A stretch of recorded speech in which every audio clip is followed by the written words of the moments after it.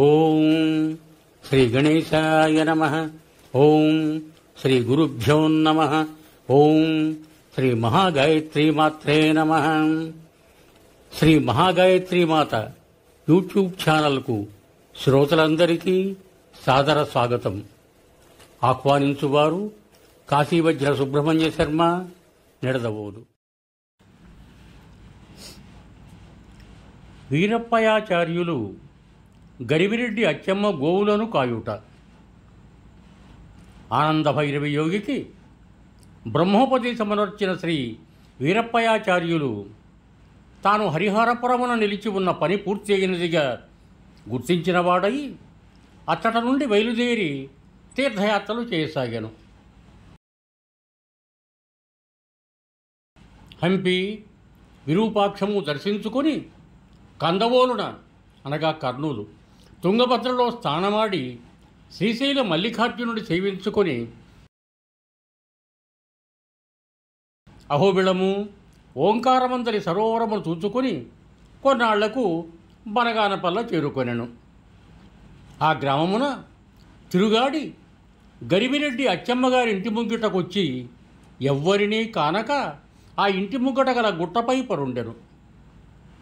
తెల్లవారుజామున ఇంటి తలుపులు తెరుచుకొని బయటకు వచ్చిన అచ్చమ్మగారు తన ఇంటి ముంగిట అఖండ తేజస్సంపన్నుడై వెలుగొందుతూ ఆ గుట్టపై సామాన్యుని వలె పిచ్చివాని వలె నిద్రించుతున్న వీరయ్యప్పయాచార్యుని గాంచి ఎదలో పడవిన భక్తిభావమునకు ఉక్కిరిబిక్కిరి అయి వినయ ముట్టిపడగా సాదరముగా అతనిని మేల్కొల్పెను. బిడ్డ, నీవెవ్వరివాడవు? నీదేయూరు? పేరేమి? ఇచ్చటకేల వచ్చితివి? ఎప్పుడు వచ్చి ఇట్లు నిద్రించుచుంటివి? ఎందుకొరక ఇటుగా వచ్చితివి?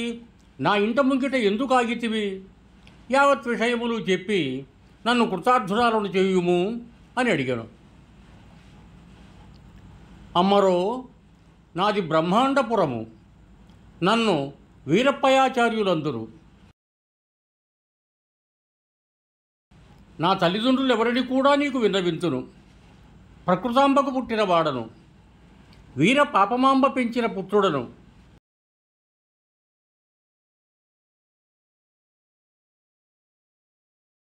నాకొక ఊరేమి? నేను ఒంటరిని. నిన్ను చూడగోరి నీతో పనిగలిగి ఇచ్చటకు వచ్చిన వాడను. ఆలమందలగాయుటన్న నాకు మిక్కిలి అభిలాష. గోక్షీరములన్న నాకు ప్రీతి. గోపాలనము నాకు తెలిసిన విద్య. నీవు గోసంపద గల ఉత్తమురాలువని ఇటకు వచ్చి తిని నన్ను నీ గోపాలునిగా చేసుకుని గోక్షీరంబులనిచ్చితివేని నీ ఇంట ఉండెదను అని పలికెను. అందులక అచ్చమ్మ పరమానందముంది. బిడ్డ, నీ కోరిక నాకు మిక్కిలి ఆనందమును కలిగించినది అనెను. అరణ్యమునకు పోయి ఆవులను నీవేమి కాయగలవు? కావున తండ్రి, ఈ పల్లెకు దగ్గరలోనున్న రవ్వలకొండ కడ వీటిని మేపుచూ ఈ గ్రామమునకు సమీపమందలి దుర్రేటిలో గోవులను తనియింపజేయుచు నీవును క్రోలుచూ సాయంత్రానికి ఇంటికి మరలుచుండుము. గోక్షీరమున నీకు నా ఇంట కొదువ లేనే లేదు అని ఆమె వానికి ఆశ్రయం ఇచ్చాను. అమ్మా, పసివాడను అను భయము నీకేలా? అలనాడు గోపికాలోలుడకు గోపాలుని వలనే గోవులను కాయుచు లోకోపకారమునర్చును, అజ్ఞానాంధకారులను సముద్ధరించును అని బాస చేసిన వీరప్పయాచార్యుల పలుకులకు అచ్చమ్మ పిచ్చివాని మాటలకేమిటని అనుకొని వానిని తన ఇంట చేర్చుకొనెను. ఆ మర్నాడు వేకోజామున క్షీరంబులను గురడనిచ్చి తాను సంకటిని మూటగట్టి ఇచ్చి గోవులను తోలుకొని రవ్వలకొండ కేగి వాటిని జాగ్రత్తతో మేపుకొని రావలసిందని అతనిని సాగనంపాను. కాలజ్ఞానమును వ్రాయుట. శ్రీ వీరప్పయాచార్యులు శ్రీ గరివిరెడ్డి అచ్చమ్మగారి గోవులన్నింటినీ తోలుకొని పోయి ఊరు బయట గల రవ్వలకొండ వద్ద వాటిని నిలువ చేశాను. వాటి చుట్టూను ఒక గిరిగీసి ఆవుల అటూ ఇటూ చెదిరిపోకుండా అందులోనే ఉండునట్టు నొర్చాను. తానొక తాటి చెట్టు కడకేగగా అది తలవాల్చి వాని ముంగిటకు వరగగా ఆ చెట్టు ఆకులలో మువ్వును కోసుకొని తీసుకొని గురజారి ముళ్లతో ఆ మువ్వు తాటాకులపై కాలజ్ఞానమును వ్రాయసాగాను.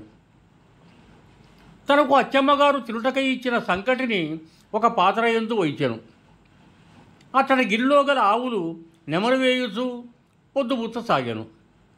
సాయంత్రముకు సరికి వీరప్పయాచార్యులు వ్రాతను ఆపుచేసి గిరిలో గల గోవులను లేపుకొని గ్రామంలోనికి తోలుకొని వచ్చి జుర్రేటి నీటిని గ్రోలించి ఇంటగల గొడ్ల సావిడిలో తెచ్చి కట్టివేస్తూ కాలము గడుపుతుండెను.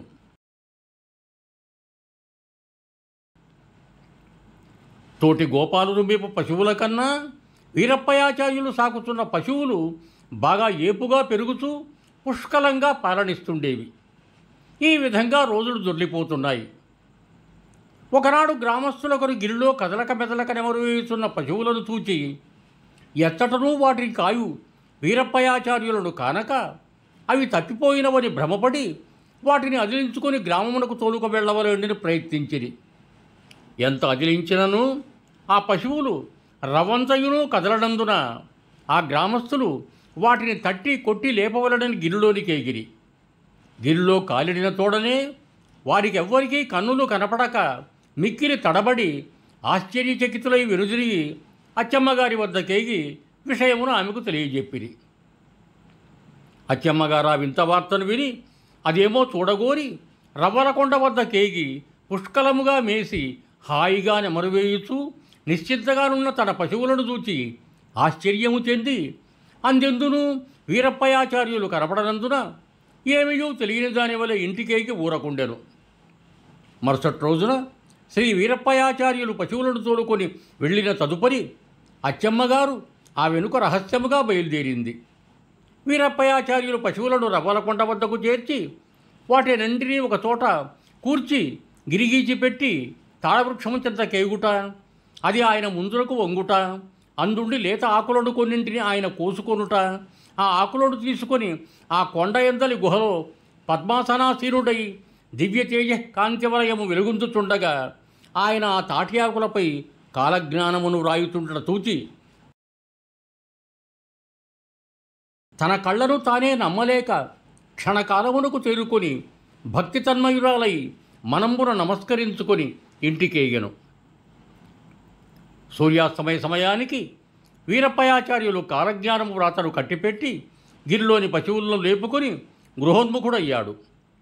వస్తున్న అతని పాదాల మీద వ్రాలింది అచ్చమ్మ.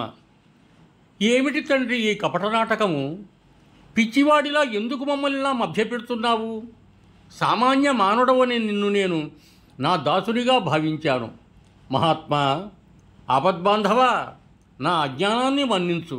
నన్ను అనుగ్రహించి నీవెవరో తెలిపి నన్ను కృతార్థురాలను చేయుము తండ్రి అని 1000 విధాల స్తోత్రం చేసింది. అమ్మా, గరివిరెడ్డి అచ్చమ్మ, ఏమిటమ్మా ఇది? మానవమాత్రుడను, నీ గోవులకు కాపరిని నన్నిట్లు పగడుట నీకు తగునా? శ్రీమంతురాలవు, ధర్మశీలవు, నన్ను గొప్ప చేసి పొగడుట నీకేటికి అని వీరప్పయాచార్యులు పలుకగా, స్వామి, నన్నేల మూఢురాలుడు చేయనంచితివి. స్వామి, సాక్షాత్ పరమేశ్వరుడే నా ఇంట ఉన్నాడని గుర్తించనైతిని. మన్నించుము తండ్రి, అజ్ఞానిని, అపచారమును సహించి నాకు మోక్షమును అనుగ్రహింపుము అని ప్రార్థించిన అచ్చమ్మను అనుగ్రహించి రేపటి రోజున యాగంటి క్షేత్రమునకు పోవుదము, అతడు నీకు బ్రహ్మోపదేశము చేసేదను అని వీరప్పయాచార్యులు పలికెను. యాగంటి క్షేత్రమునకు అచ్చమ్మగారితో ఏగుట. ఆ మర్నాటి సూర్యోదయాత్పూర్వమే లేచి అచ్చమ్మగారు స్వామివారి ఆదేశమునకై నిరీక్షింపసాగాను.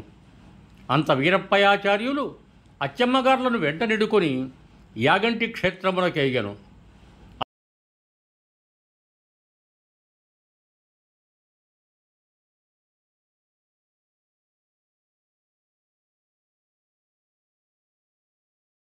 అతడ ఇరువురును యాగంటీశ్వరుని పూజించి పక్కన గల కొండపై కూర్చుండిరి. దివ్య తేజో విరాజితుడు ప్రసన్నవదన శోభితుడు అయిన వీరప్పయాచార్యులను ఉద్దేశించి అచ్చమ్మ ముగుళిత కరకమలయ్యి ఇట్లనెను. స్వామి, అండపిండ బ్రహ్మాండ పిపీలికల పర్యంతము సూదిమరం ఓపిన పాటి అయినా సందు లేకుండా అంతా తానేయి నిండి ఉన్న పరబ్రహ్మస్వరూపము స్త్రీమూర్తియా లేక పురుషమూర్తియా వివరముగా తెలిపి నన్ను కృతార్థురాలను చేయుము అని అడుగగా, తల్లి, సచ్చిదానంద రూప పరమాత్మయ్యి పరబ్రహ్మము స్త్రీ పురుష భేదములకు అతీత రూప చిదానందమే సర్వాంతర్యామి అయి పరబ్రహ్మం అనబడుతున్నది అని స్వామి పలికిన పలుకులను సంతసించి అచ్చమాంబ, స్వామి, నన్ను అనుగ్రహించి బ్రహ్మోపదేశము చేయుము అని వేడుకొనెను. అంత వీరప్పయాచార్యులు ఈ క్రింది విధముగా మంత్రమును ఉపదేశించిరి. ఓం హ్రీం క్లీం శ్రీం శివాయ పరబ్రహ్మణే నమః.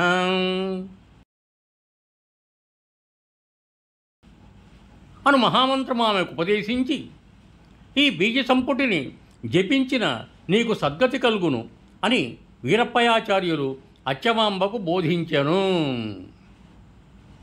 యువం భూయాత్. సర్వే జనా సుఖినో భవంతు. ధన్యవాదములు. మీకు నా ఈ వీడియో నచ్చినట్టయితే దయచేసి ఒక లైక్ కొట్టి నా ఛానల్ను సబ్స్క్రైబ్ చేయ ప్రార్థన. మీ బంధుమిత్రులకు కూడా నా ఈ వీడియోలను షేర్ చేయండి. మరొక్క మారు ధన్యవాదములతో భవదీయుడు కాశీవజ్జల సుబ్రహ్మణ్య శర్మ, నిడదవోలు, తూర్పుగోదావరి జిల్లా.